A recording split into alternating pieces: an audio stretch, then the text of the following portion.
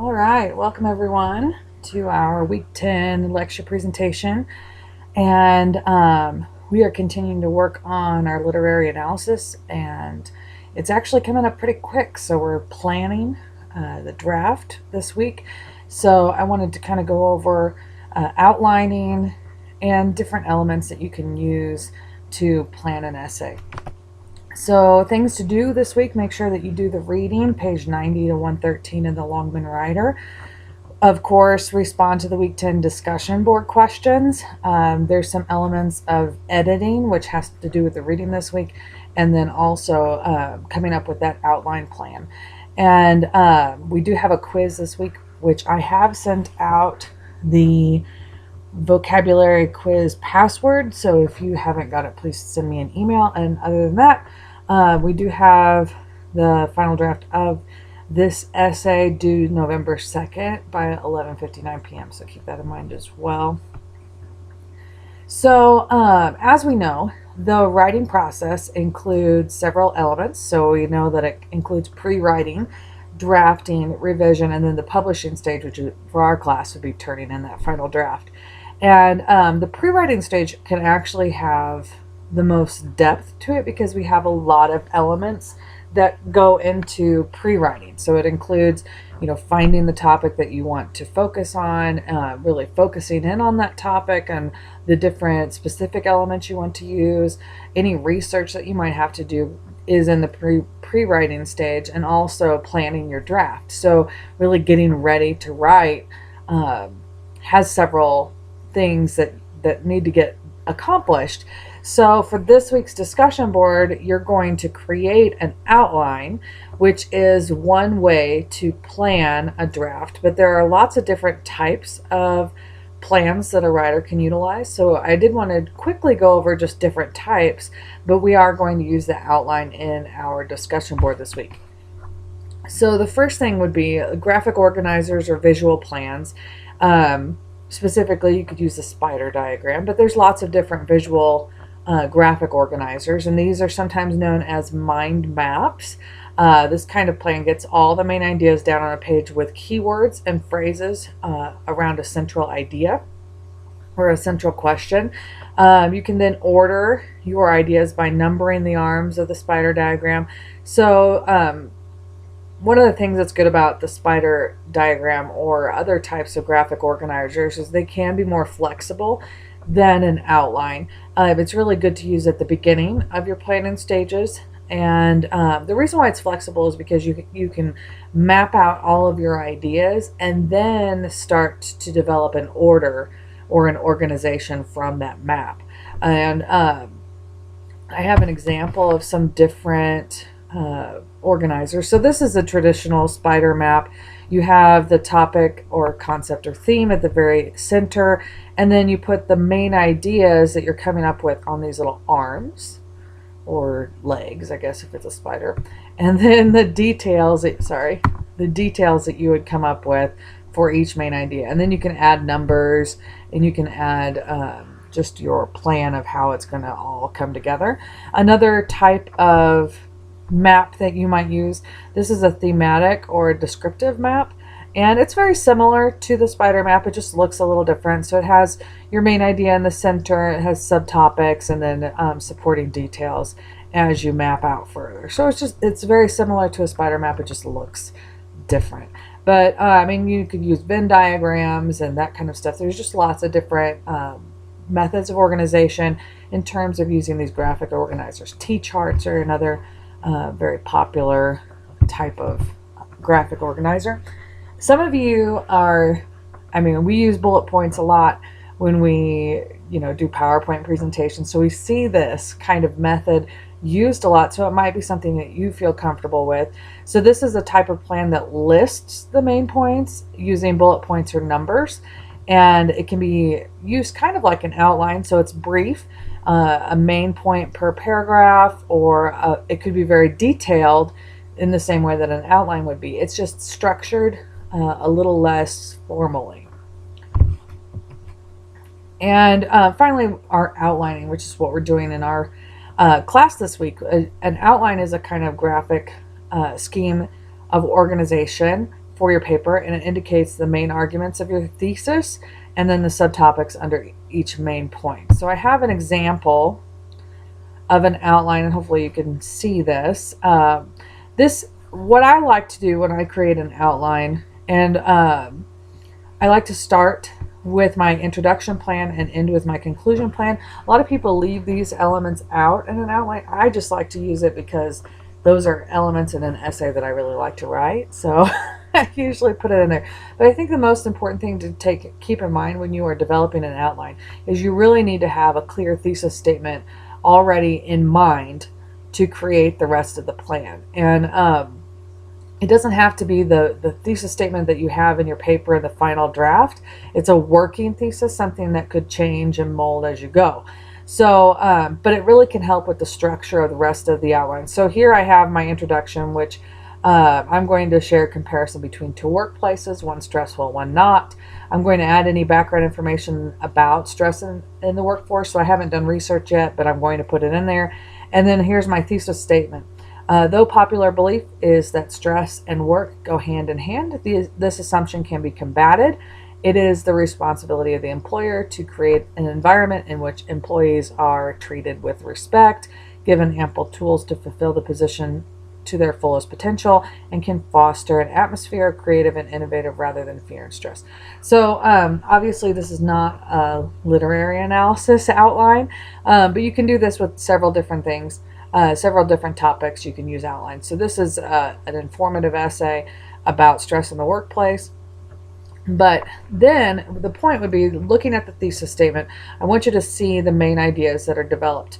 I have popular beliefs, so that's the background. So I'm going to talk about how stress in the workplace is a popular belief, which I have in my thesis statement. The next part, what does stress in the workplace look like? And so this is this assumption that stress and work go hand in hand. So I wanted to say, what does it look like? Let's be more tangible.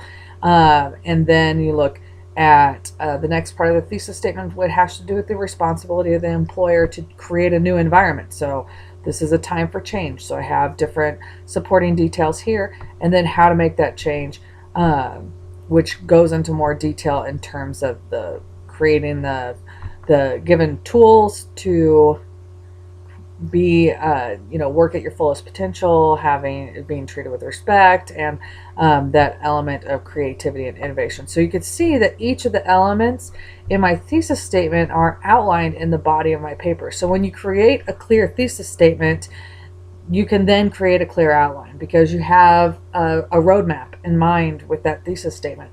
And then of course the conclusion. All conclusions kind of follow the same line of thinking, so it's going to restate the thesis statement in a new way. It's going to sum up the main ideas of the body of the essay. This doesn't have to be in the same order. You could do one or the other, it doesn't matter. And then you're going to then bring the essay to a clear close, and one way to do that, what I have here is revisit the idea of stressful workplace in the introduction. So what would the stressful place look like if these changes were made? So yes, it is it's not the topic that we're using for our paper, but I think that the overall ideas that are presented in this outline can help you in terms of how are you going to create your outline. You could see that some of it is written in complete sentences and some is not. My supporting details here are not incomplete sentences, but other elements are. One of the benefits of writing incomplete sentences with an outline is to allow you to use those sentences in the body of your essay in terms of using them for topic sentences in your paragraphs, but this is not necessary. So let's give a try to, here's my outline, create an outline for a literary analysis. So let's say I'm going to analyze let me think. Let's try Divergent. So this is a book that's pretty popular right now. And if I'm going to create an outline to analyze Divergent, I first need to have an introduction. And in that introduction, I'm going to have some sort of attention grabber. I'll probably kind of give a summary of the book, a short summary of the book, not something really long. Maybe introduce the main characters and that kind of stuff, and then I'm going to have a thesis statement. So thinking in terms of Divergent, when you're doing a literary analysis, your thesis statement should include the actual book title or story title and the author's name. So this is Veronica Roth, Divergent by Veronica Roth. And if I'm going to analyze the work, perhaps I want to analyze the different sectors of the community that she lives in. And I don't remember what those are called. Anyway, so, but we know that there, see, I should have this already written for you, but I don't. You get to hear my thought process as we go. But I know that in the book there is the Dauntless, which is what our main character becomes. We know that there is Eurydice. I spelled that wrong. There we go. And I had to look it up just for the sake of making sure that I know what I'm talking about. Maybe I'll do this. We can do this. Okay.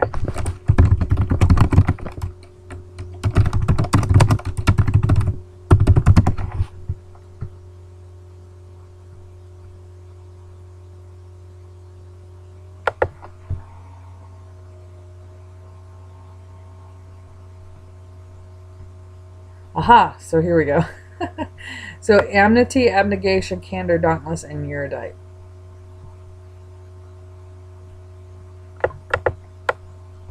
That's important to know if I'm going to use this as my thesis statement. So I'm just going to put that in there somewhere. Perhaps I use that in terms of the body of my essay. So in Veronica Roth's book, Divergent, Roth uses several sects and their beliefs to break up society and ultimately create a need for change in the hands of the Divergent. So, okay, so what we came up with here is a very quick thesis statement, but it gives us a kind of idea of what my analysis might look like. So we have, in Veronica Roth's book Divergent, Roth uses several sects and their beliefs to break up society and ultimately create a need for change in the hands of the Divergent. So then I could go through and create these sections for the body of my essay. And that might look like, you know,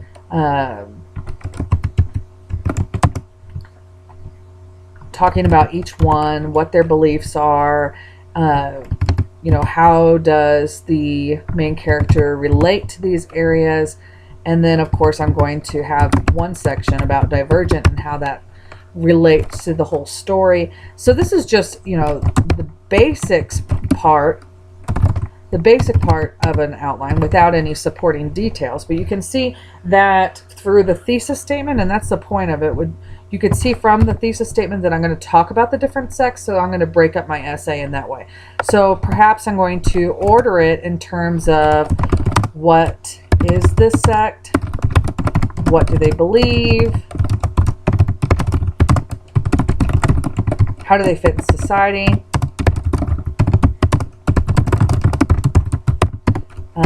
and then perhaps how does the main character relate to this sect. So I could actually use this same structure because we are doing a kind of an analysis, and we want to have that continuity with the paper. I might actually cover all of these elements with each section of the paper. So, of course, they're going to have different supporting details and, different elements for each one, but those same questions can be analyzed with each sect, and that would bring cohesion and organization to my paper. I'm going to talk about similar things with the divergent section, but then we don't know what they believe. We want to know how they fit in society, how does the main character relate to the sect, and then how do the divergent change this world that the book is created in. So, because that's going to be my ultimate conclusion, and how the divergent, who those people are and how it brings about change. Perhaps I want to make this about the divergent trilogy. That might be more appropriate for this particular topic that I've created with my thesis statement. And then, of course, I'm going to come up with a conclusion. And in the conclusion, I'm going to sum up those main points. I'm going to then restate the thesis statement in a new way. And then I'm going to bring it to a close. Perhaps I can go back and relate it to the introduction in some way with the attention grabber I choose, which I don't know what that was right now. But as you can see, I can create an outline for a literary analysis. We have things that create cohesion. We have questions that we might answer in the analysis, and it works all together to really prove the thesis statement that we come up with. Now, this is on the fly. I totally made it up as I was going. So your outline might be more detailed. Your thesis statement might be more well thought out, hopefully, but it gives you an idea of what a literary analysis outline might look like. So I hope that this presentation was helpful to you. If you do have any questions, feel free to send me an email or give me a call. Otherwise, we will see you in the discussion board, and hope we have a great week 10. Thanks so much. Bye.